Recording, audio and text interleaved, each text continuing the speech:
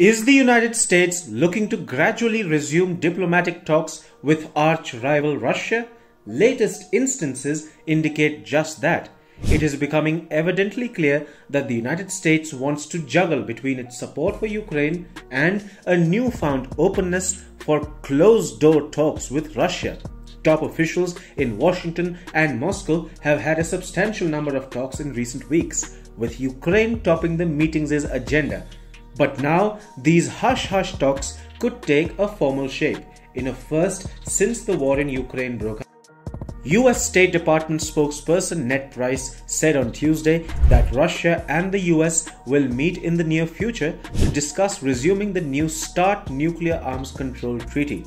In August, and we've made clear to Russia that measures imposed as a result of Russia's unprovoked war against Ukraine don't prevent Russian inspectors from conducting New START treaty inspections in the United States.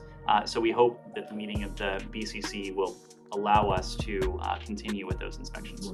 Price said, and I quote, "We've made clear to Russia that measures imposed as a result of Russia's unprovoked war against Ukraine don't prevent Russian inspectors from conducting New START treaty inspections in the United States. So, we hope that the meeting of the BCC will allow us to continue with those inspections." Signed in 2011, the New START treaty basically helps the two nuclear powers keep each other's nuclear arsenal in check by paying regular visits and capping the number of weapons. Russia's war in Ukraine changed the global landscape completely. Its ties with Washington turned more acrimonious given their traditional rivalry. The US supplying weapons to Ukraine only made things worse. As a result, Russia suspended the treaty in August this year. Basically, it didn't allow the US to check its nuclear weapons, citing travel restrictions imposed by Washington and its allies. But as is the case with Russia, there is always more than what meets the eye. The transparency of the treaty's terms is what makes it beneficial for both sides, especially for the United States. Seeing the nuclear stockpile your enemy has in line with written agreements is always a good exercise, isn't it? However, with Russia refusing to entertain US officials in Moscow, Washington was left in a state of perennial fear. How many nuclear weapons does Moscow actually have? Is Putin adding more dirty bombs by suspending the treaty? Nobody knows. It's no coincidence that the USA and Russia are talking so regularly now. There's obviously more to the story. You see, Russian President Vladimir Putin in the last couple of months has taken the nuclear rhetoric a notch higher.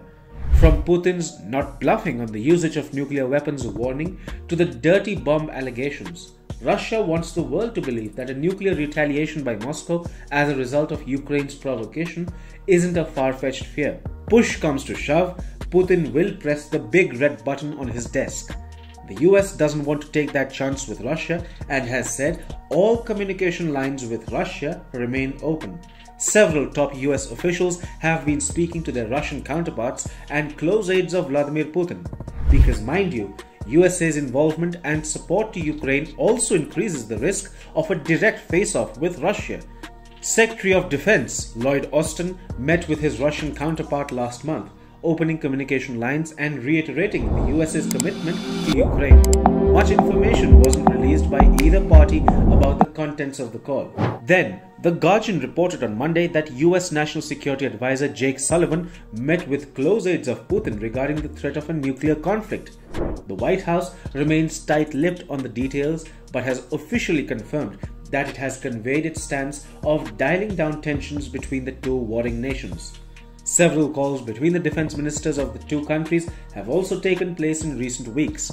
Russia and the US's top military generals have also been speaking with each other.